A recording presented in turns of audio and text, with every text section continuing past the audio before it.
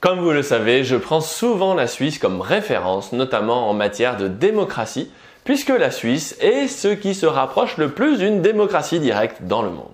Dit autrement, ils ont le droit de vote, le vrai. Mais en même temps, on me répond souvent qu'en Suisse, tout est plus facile car c'est un petit pays riche grâce à son paradis fiscal bancaire.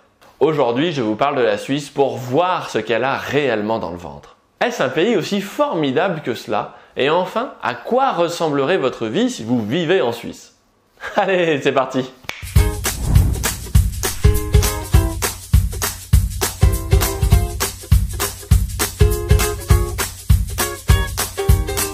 Posons tout de suite la question qui fâche. Est-ce que les Suisses vivent essentiellement grâce à leur fameux système bancaire? La réponse est simple, c'est non. Oui, le système bancaire représente 9% du PIB suisse. C'est beaucoup, et en même temps, cela signifie que 90% de la richesse du PIB est issue d'autre chose. Dit autrement, si les Suisses n'avaient que leur industrie financière, ils seraient 90% plus pauvres. Non, en réalité, c'est surtout un pays avec un tissu industriel et économique très compétitif. D'ailleurs, en termes de compétitivité, ce sont les premiers au monde, juste devant les États-Unis. Pas de beaucoup, mais quand même devant. Ah oui, les Suisses sont des bosseurs aussi. En moyenne, la durée du travail est de 42,5 heures pour les non-cadres et 60 heures pour les cadres. C'est par semaine, hein. Enfin, ça c'est ce qu'ils disent, parce qu'en réalité, si on regarde les heures effectives travaillées par travailleur, le Suisse travaille seulement 50 heures de plus que le Français par an cette fois.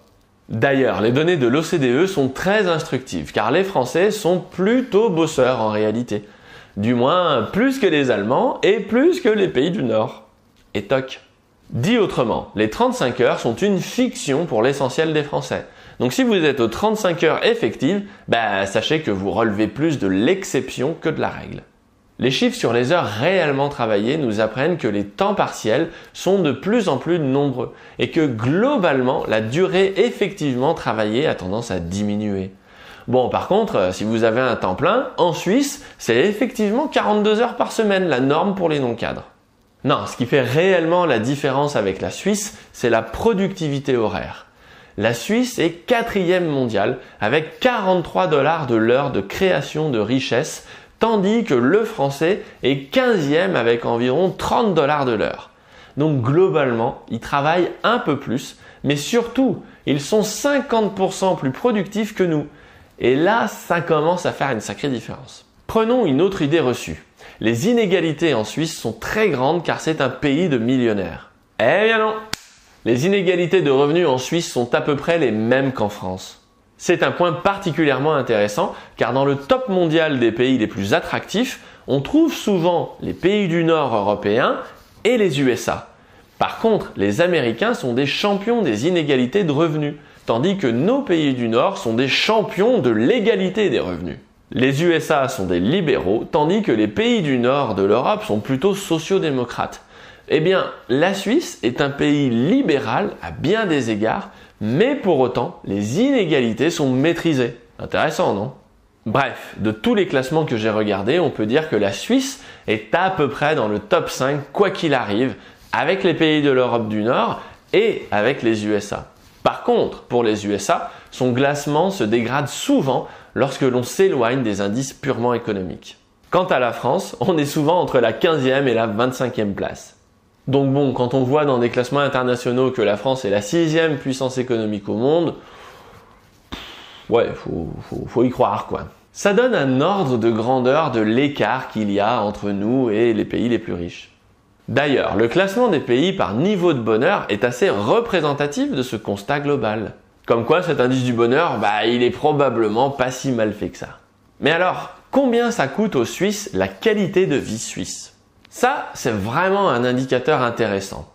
En gros, les têtes de liste, nos pays du Nord, paient cher leur qualité de vie puisqu'on les retrouve en tête de classement avec la France. Sauf que nous, on n'est pas dans le top 5 en général.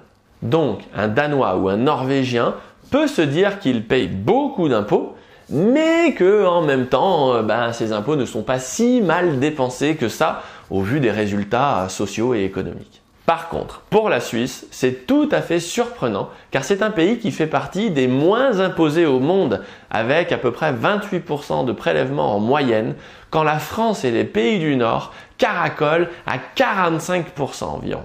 On peut se dire que la Suisse a un rapport qualité-prix tout à fait exceptionnel. Ils ne sont jamais bien loin de la première place, mais à un prix défiant toute concurrence. Mais alors d'où est-ce que ça peut bien venir? Quelle est la recette? Eh bien, il y a deux facteurs majeurs qui expliquent ça. Premièrement, le taux d'emploi. C'est le pourcentage de personnes comprises entre 15 et 64 ans qui sont économiquement actifs par rapport à la totalité des personnes de la même classe d'âge.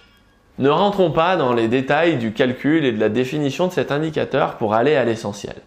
En Suisse, 80% de la population est actif économiquement parlant, tandis qu'en France, on est à 65% à peu près. Cela signifie concrètement qu'il y a beaucoup plus de gens qui ne travaillent pas en France. Les impôts reposent donc sur une base beaucoup plus petite en France. La deuxième chose, c'est qu'en France, il y a beaucoup plus de fonctionnaires. Nous avons à peu près 80 fonctionnaires pour 1000 habitants, tandis que la Suisse est environ à 40 pour 1000. La différence n'est ni bien ni mal, bien au contraire. Il s'agit simplement d'une organisation différente. La Suisse a une culture libérale très forte. Par exemple, les Suisses ont aboli le statut de fonctionnaire lors d'un référendum en novembre 2000. Il y a toujours des emplois publics, bien évidemment, mais ils sont pourvus avec des contrats très proches des contrats de droit privé. Autre exemple, en Suisse, il y a beaucoup moins de professeurs en université car 70% des jeunes choisissent l'apprentissage plutôt que les études générales.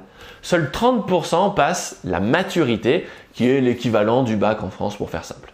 Du coup, moins de profs, mais des profs mieux payés et des conditions d'études plus favorables, plus de moyens en fait. Du côté de l'apprentissage, on est aussi loin des voies de garage à la française, car c'est l'essentiel des jeunes qui choisissent cette voie, je le rappelle. L'apprentissage n'est pas un choix par défaut, mais un véritable choix. L'apprentissage est réalisé à la Suisse, c'est-à-dire avec des conditions qui feraient pâlir d'envie les Français. C'est la même chose, comme les jeunes restent moins longtemps dans les cycles d'enseignement, le coût est moins élevé tout en ayant des moyens plus importants par personne. Ce que je retiens du système suisse, c'est une très grande efficacité et un très grand pragmatisme. Si la Suisse est souvent dans les 5 premiers au niveau des classements mondiaux, en termes de qualité-prix, la Suisse est première incontestable mondiale avec les États-Unis. Mais encore une fois, aux États-Unis, la situation est différente car les prestations rendues par les services publics sont souvent de bien moins bonne qualité qu'en Suisse. Bien, maintenant, combien ça gagne un Suisse de Suisse par rapport à un Français de France? La comparaison n'est pas si facile car l'écart entre le taux de change et l'écart entre le pouvoir d'achat est très fort.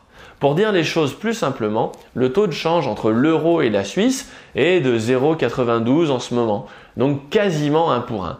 Mais voilà, personne ne gagne 2000 € en Suisse car le salaire médian se situe aux alentours de 4350 € net avant impôt. Mais comme le coût de la vie n'est pas le même non plus, il faut s'y prendre autrement pour évaluer la richesse du Suisse médian par rapport au Français médian. Alors, comment s'en sortir? Suivons la piste du Suisse et du Français médian, car pour rappel, vous êtes à la médiane lorsque vous vous situez pile au milieu. 50% gagnent plus et 50% gagnent moins. En France, le salaire médian est de 1789 €. Donc, à première vue, les Suisses seraient 3,3 fois plus riches que les Français. Sauf que le revenu médian ne nous dit pas grand-chose sur le coût de la vie. Pour s'en sortir, on peut comparer les budgets mensuels d'une famille. Comme le Suisse et le Français sont culturellement assez semblables en termes de consommation, on s'en sortira sûrement beaucoup mieux.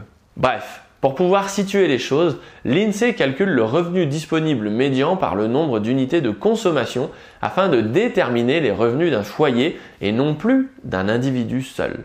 Voici un petit tableau pour que vous puissiez calculer le nombre d'unités de consommation de votre ménage. Un adulte, c'est une unité de consommation. Un enfant de plus de 14 ans, 0,5 et un enfant de moins de 14 ans, 0,3.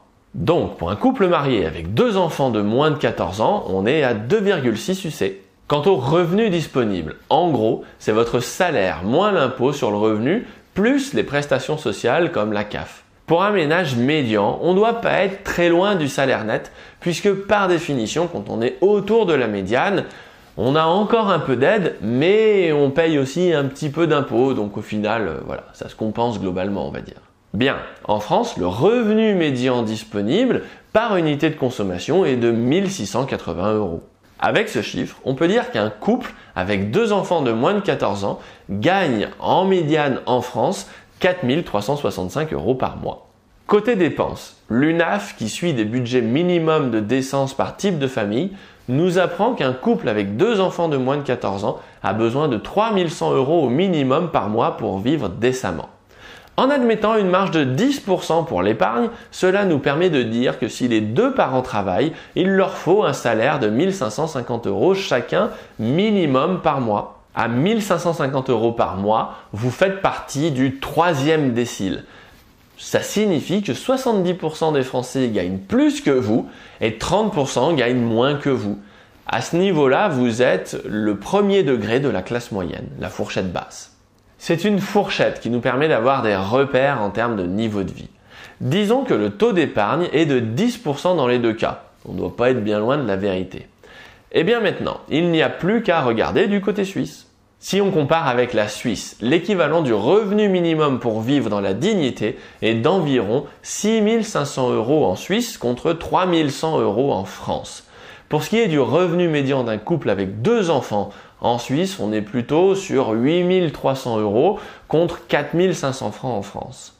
Avec ces informations, on peut estimer que le bon rapport à établir entre un revenu suisse et un revenu français est aux alentours de 2,5.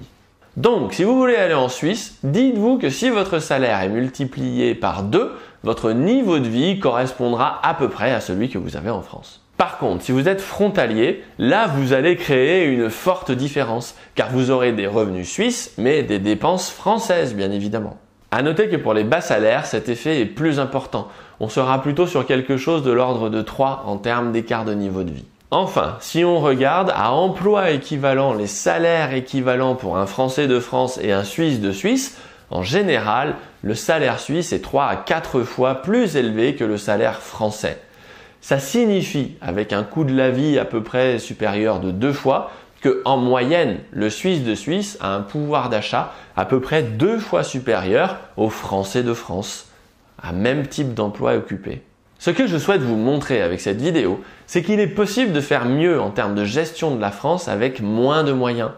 Le secret, à mon sens, c'est une plus grande implication et responsabilisation de tous. Et contrairement à ce que nos dirigeants nous racontent, nous n'avons pas besoin d'eux pour le faire. Est-ce que vous savez qui est le président de la Confédération suisse? Est-ce que vous connaissez non seulement le nom d'un seul politicien important de Suisse? A priori, non. Et en plus, c'est normal. Ce n'est pas si important que ça en Suisse. C'est le peuple qui est souverain. Et ça fait toute la différence.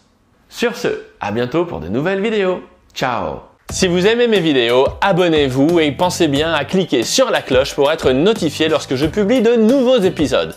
Et pour recevoir le guide de l'investissement de ceux qui ont déjà réussi, inscrivez-vous ici.